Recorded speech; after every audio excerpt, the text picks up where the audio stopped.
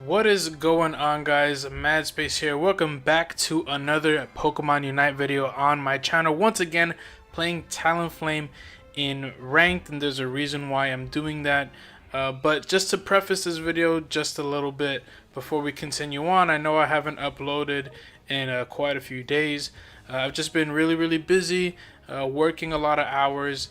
Spending a lot of time with family because I got married last August, so my anniversary is coming up, so we're doing some preparations for that. But for right now, I am trying to get back at it to get some content to you guys. But while I was really busy, there was a balance patch for Pokemon Unite 2 weeks in, which is like really fast. I wasn't expecting it to be released that quickly. But you see that the devs are dedicated to this game, which is really nice to see. So I'm going back in with Talonflame because I had all this gameplay with like Machamp, Absol, Cinderace, and now all those gameplays are like, they're just I guess you can call them useless because it's all pre-patch. You got characters like Wigglytuff that you're seeing a lot of usage. Eldegoss usage is going down just a little bit. Gengar usage went down tremendously. But in this gameplay, we're going to be talking about Talonflame and Talonflame's buffs, because I think with these buffs, Talonflame is absolutely ridiculous. So in this gameplay, I think showcases the buffs really well. And I'm going to put them on the screen really quick. So basically the damage for Acrobatics, Aero Ace, Aero Ace Plus, and Fly were increased. But not just increased, they were increased dramatically. So what do these buffs mean? Well, for early game, you do a lot more damage, which means you can clear jungle a lot faster, just like the other speedsters can, which is really nice. And you can also, based on preference, you can choose now Flame Charge or Aero Ace. I think in the previous episode I was talking about how I prefer Flame Charge because even though Aero Ace already did more damage, it wasn't enough to, sacrifice the movement ability that, the mobility that Flame Charge gave you. But now, with the amount of damage that Aero Ace does, Aero Ace and Aero Ace Plus, now it's like, this damage is actually kind of crazy. So that's why I go for Aero Ace this game. And you see I'm already level 5. So this is I'm going to be able to help my team a lot here. I don't know what this Ralts was doing. They were just like big time chilling, not thinking that the jungler was going to come in. And I'm not exactly afraid of this double here, so I'm just going to chill. But basically, also, what I think these buffs do is also they allow Fletchling to have a little bit of an early game. And look at all this damage. I know I'm a little over leveled here because, just coming out of the jungle, stuff like that. So I am over leveled. So I am doing a lot of damage already, plus the buff damage. It's kind of crazy. But with the buff to Acrobatics, Acrobatics does so much damage now that you can potentially play lanes. Not to the point of, ranged attackers and, all-rounders and defenders, but it's actually not terrible. If you have if you're, solo queuing and you have someone else running a speedster and they want to go jungle, you can actually kind of play a lane now. And just look at this damage. Like, come on, bro. Look at that. Look at that damage. Again, I know I'm level 7. They're level 4. So I'm supposed to be able to get that done and get that score. But you can just see the damage that Talonflame is capable of. So another thing... I missed the Brave Bird that time, but... Another thing that I wanted to point out was that even though Fly was buffed, I still think Brave Bird is significantly better. It's I don't know, it just allows for people to not quite calculate when you're going to see them. Even though you can see where Talonflame is about to land, you can kind of gear up for it if you have fly. For Brave Bird, it's a lot more difficult to react to. For fly, you know, you can react to it. Brave Bird, you really can't. So, and I think Brave Bird still does a little bit more damage. So I like to go for that preferably still. And also, if you guys didn't know, if you use a charged attack, you know, close, you know, quickly, you know, after using Brave Bird, you can reset your aerial ace cooldown, which means you can kind of spam aerial aces a bit. Usually you can only get like 1 or 2 off, but on rare occasions where you're set up quite nicely in where you are with the charge, you know, with the boosted attack. I think I said charge attack before. I meant to say boosted, but then you can kind of spam aerial ace the way Gengar was able to spam Hex. Not with the same amount of damage as Hex, but you know, with the mobility of Talonflame, it's kind of difficult to, unless if you don't have any like true auto attacks like Cinderace or anything like that, then it's kind of difficult to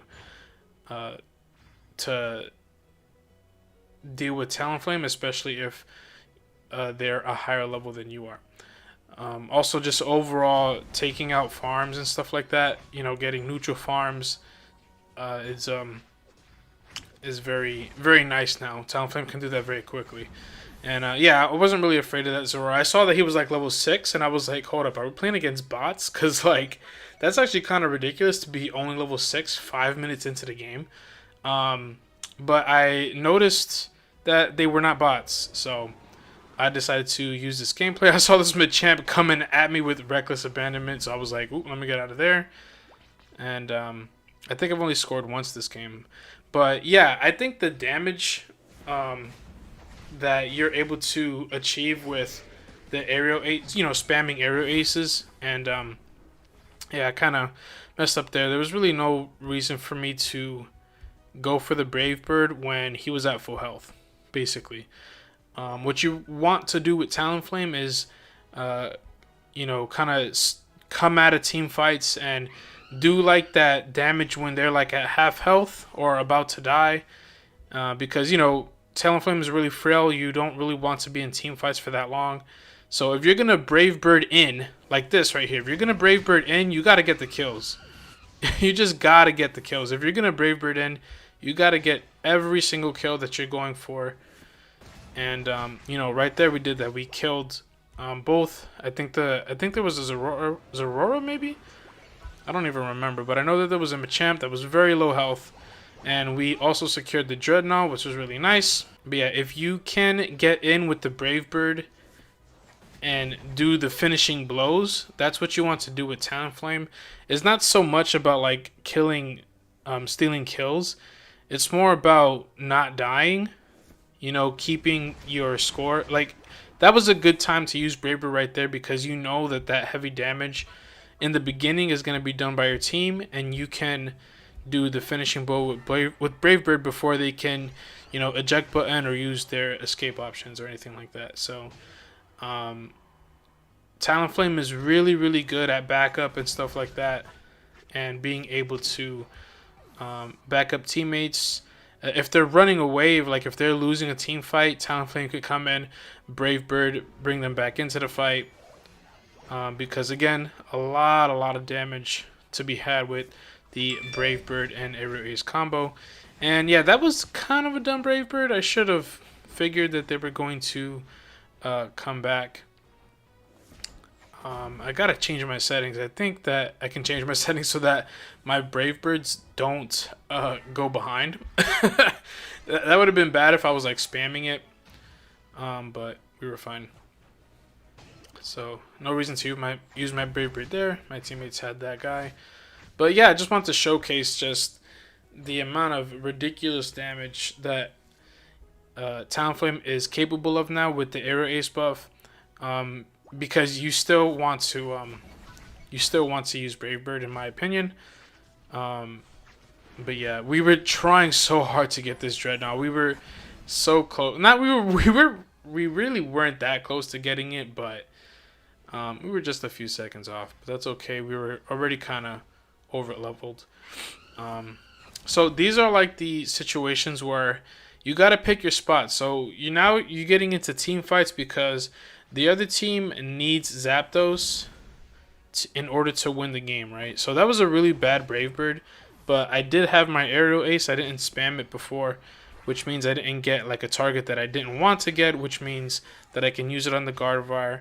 And so now they have 2 Mons. We each have 2 Mons dead. So basically, if we can take out another one, which we do here on the Crustle, then we can just go ahead and dispatch of that Talonflame, the opposing Talonflame. And I decide to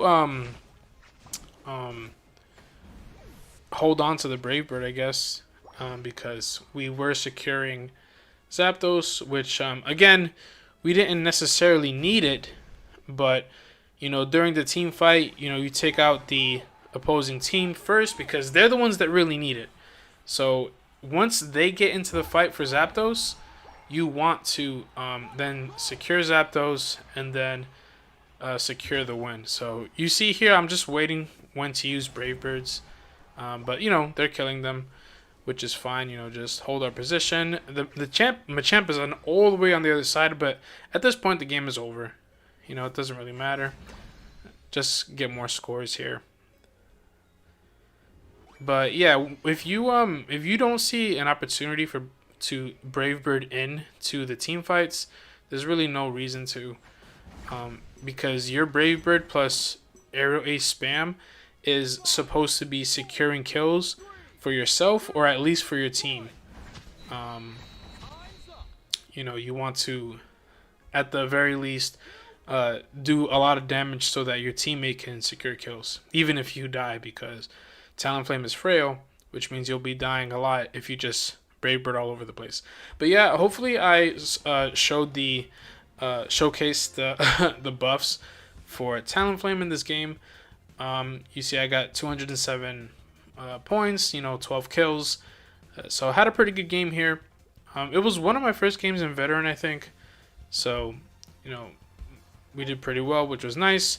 And I just showed here, we actually got every Rotom. I think we got every Rotom, Dreadnought, and we got Zapdos, which was basically domination throughout the game.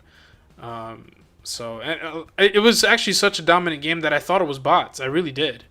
But then you see that it obviously wasn't.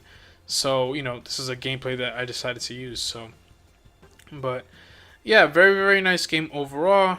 You see the scores that we were able to get at the end, which was really nice because we secured Zapdos, and again got the MVP. So it was a nice gameplay. But yeah, that's pretty much it. I'm going to get other gameplays with the other characters again post patch. So that'll be very nice. Hopefully you guys enjoyed this video. Like and subscribe. There are more to come, and I will see you guys next time. Peace.